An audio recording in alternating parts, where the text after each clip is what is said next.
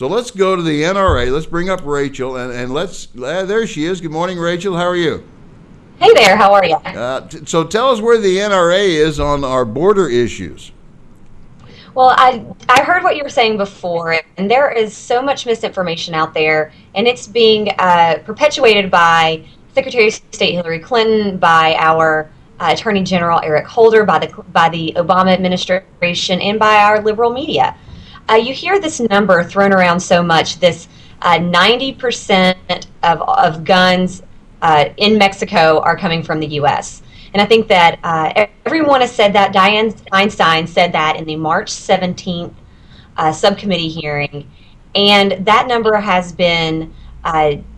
is completely misleading. It's false. There is no truth to that whatsoever. In fact, the ATF came out to say that there is no way that they could come up with a number like that.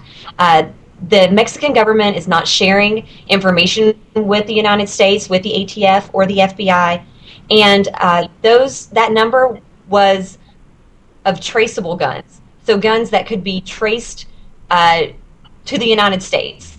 So basically, that number means absolutely nothing. In addition to that, you hear again Eric Holder or Hillary Clinton come out calling for renewal of an assault weapons ban. And they're using a new tactic this time, and that's Mexico and the violence in Mexico, to chip away at your Second Amendment freedoms. And that's something that we see happening every single day in the news media, and more these threats are coming from the leaders in our country. Rest assured that the National Rifle Association has got their finger on the pulse, and we're fighting every day, making sure that this assault weapons ban would not come to fruition.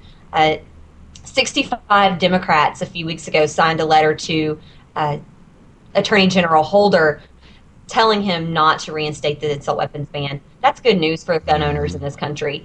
So again, this violence and this tragedy that's going on in this country that's south of us, it is just that, a tragedy. But it is not gun owners in this country or our Second Amendment that's causing that.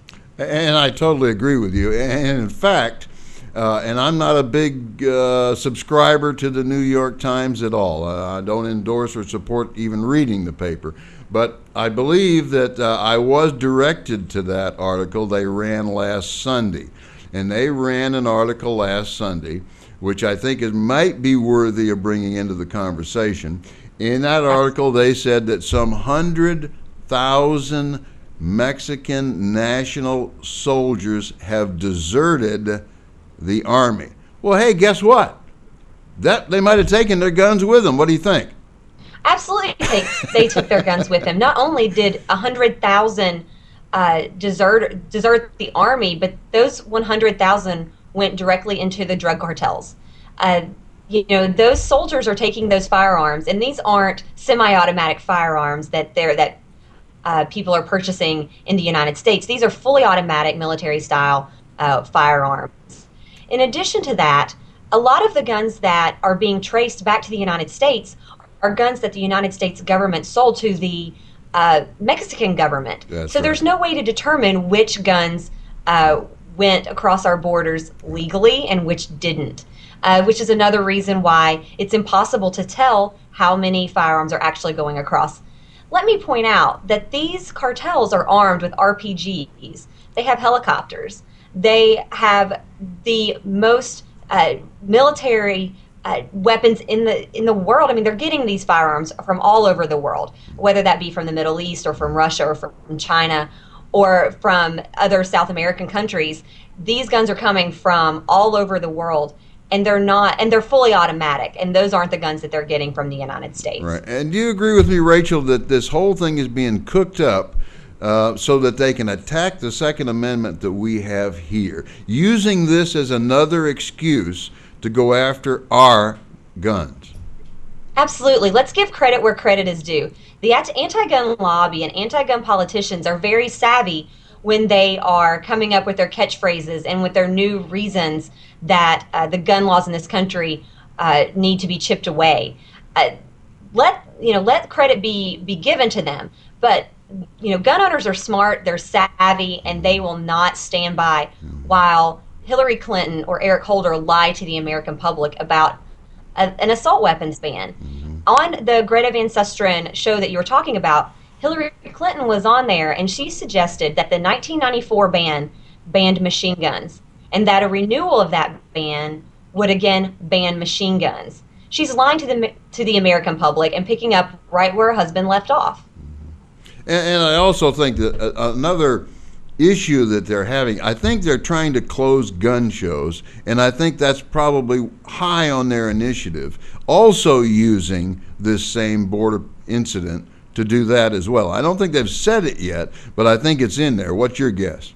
We've heard that a lot too. They say that private sales that happen at gun shows are a main source of guns across the border. That's ridiculous. The majority of sales at gun shows go through a background check. The majority of sales go through an FFL. These private sales are estate sales, one-time sales. You're not gathering hundreds of guns at a gun show from private sales. That's a ridiculous assertion, and it's an assertion that we've heard and continue to hear from the anti-gun lobby. Yeah, absolutely. And just for a moment, though, and I know that I would like to remain with this subject, but just for a moment, can you give us a little update on the convention, the fun part of the NRA? Absolutely. This is the exciting part. This is the good news. We talk about so much bad news and so many things that we need to keep an eye out for. So let's talk about something that we do need to keep our eyes on. This is an exciting event, May 15th through 17th. In Phoenix, Arizona, and we're all going to gather to celebrate our Second Amendment. There's several events going on, and we encourage everyone to come on out. If you're a member in Phoenix, you can get into the convention for free. If you're not a member and you still want to come, it's $10, no big deal. And, we're just really excited to be out there. This is quite a celebration. And now is a time when it's so important to celebrate our Second Amendment freedoms in this country. They're under attack, and this is going to be a great event to let everyone all across the country know how important this very unique freedom is. Yeah, absolutely. And I didn't realize that it was free to members. Did you say that? It is. It is free to members. You can come in. You can go to the exhibits. We're having a leadership forum. That is free if you buy a banquet ticket. There's all kinds of speakers that are going to be around. Wayne LaPierre, Chris Cox will be there. If any folks listen to NRA News, they'll have a booth right there broadcasting live on the show floor from Phoenix. So this is a really exciting time again. And there's so many things to be offered. You can take classes on firearms law. There are sessions on refuse to be a victim and methods of concealed carry. On top of that, there's an air rifle range. So that's fun for folks too. Yeah, and I'm sure that the president, John Sigler, will be there. John Sigler will be there, Chris Cox, Wayne LaPierre, and then a lot of board members you can see floating around. A lot of people ask about the celebrities who will be there. I'm sure that if you spend some time on the exhibit hall floor, you might catch a couple of glimpses, maybe Tom Selleck or Ted Nugent. And Rachel Parsons will be there. I will be there. Absolutely. I'll be there all week. So I'm going to be real busy and running around, and I'll be celebrating too. This is an exciting time for us. And okay, NRA members and those that want to become members or have an interest in this, I want to see you down there because yours truly has been invited. I will be there along with the crew, and we're looking forward to it, Rachel. Hey, we'll talk to you next week. Absolutely. Talk to you next week. Okay, bye-bye.